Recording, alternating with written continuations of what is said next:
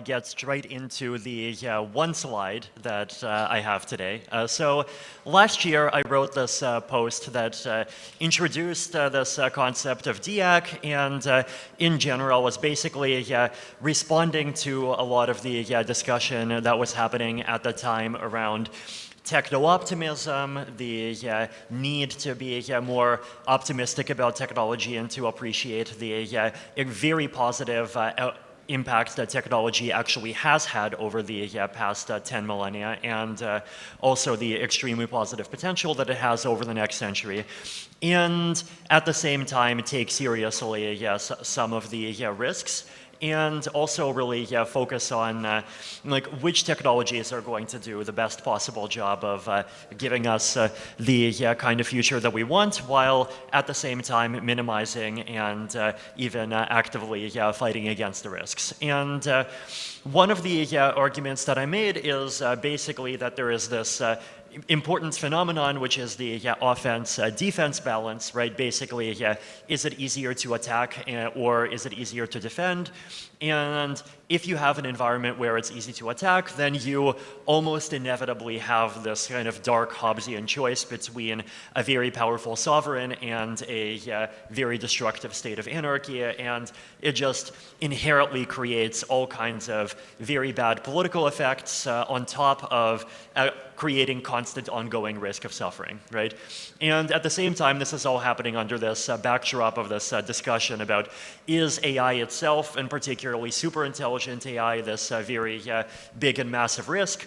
If it is, should we try to slow it down? But then if we do slow it down, then slowing it down forever basically just creates a world that becomes more and more unstable. And so what is the actually resilient and actually long-term stable future that we could be aiming for?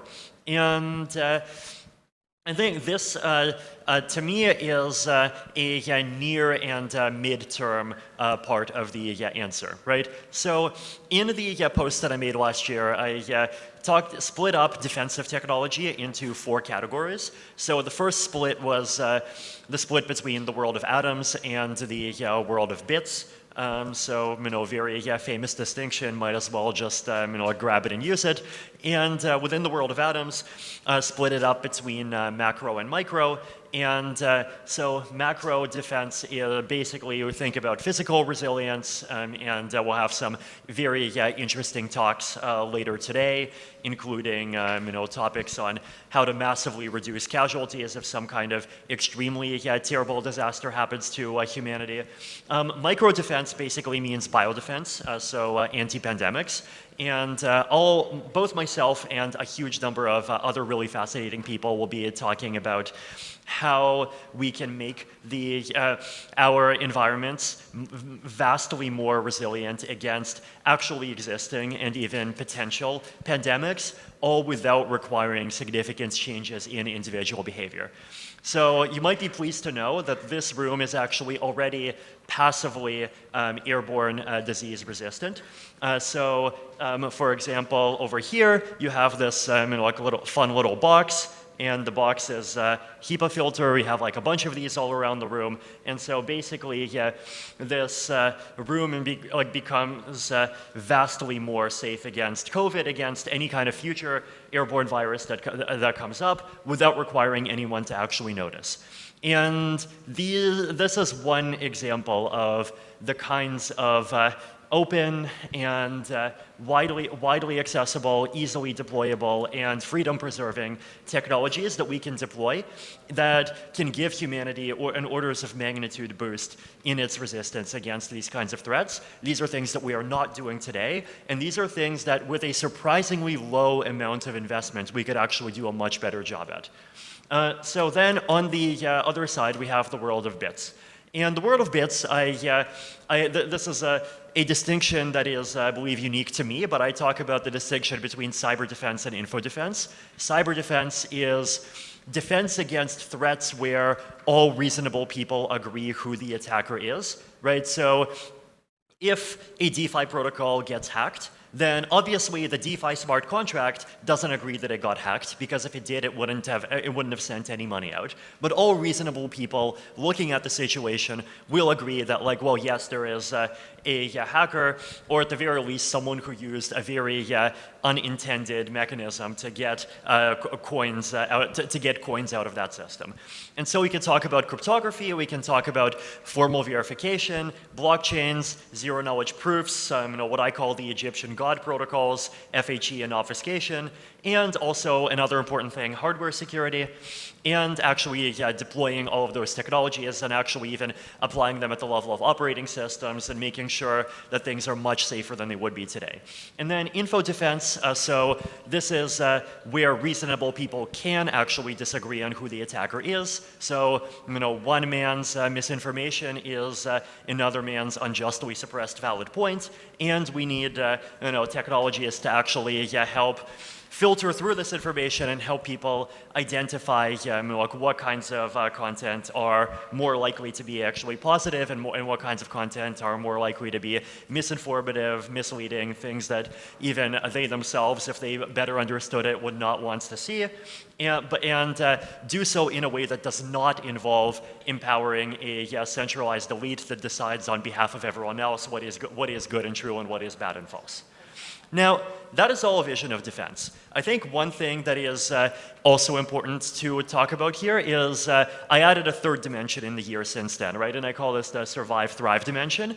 And here we talk about not just the technologies to protect against the bad stuff, but also actually enabling the positive future, right? So in the bio side, we have longevity. Who here is excited about longevity?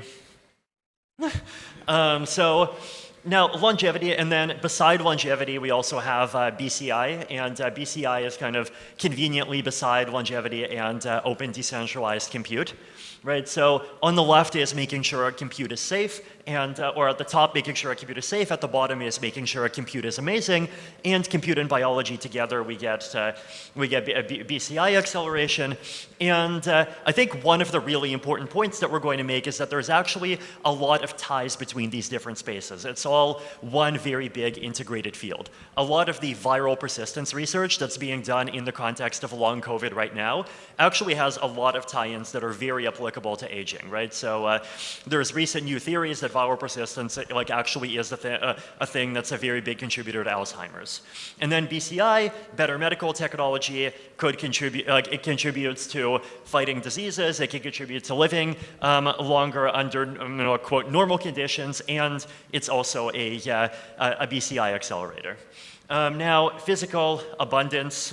So we want the big solar punk cities. We want housing to be affordable. We want housing to follow Moore's law instead of following Eroom's law. For those who know what those are, and then we want to go to space. We want everything about our physical environments to not just be resilient, but also be affordable and amazing. And finally, collaboration technology. So even in situations where people are not attacking each other, where you actually do have reasonable people and communities that have high trust between each other, but they do want to be able to more quickly and more effectively agree on things and come to new consensuses. If we want decentralized collectives to actually be able to act like life players and make bold choices and keep adapting themselves to rapidly changing circumstances without that collapsing into a dictatorship, then much more powerful collaboration technology. So this includes all of the stuff we've been doing around public goods funding. It includes quadratic voting, other forms of voting, futarchy, all kinds of different governance ideas, right? So basically, I think there are natural tie-ins at all sides of this between technologies that can create an environment where everything is much more safe and much more resilient by default, and an environment where we have open, distributed, and widely available progress for everyone. And so this is what all of the speeches that we're going to see today are going to be about. And I'm very excited to be with you and listen to them. Thank you. And so now I'll introduce our next speaker, Eli Dorado.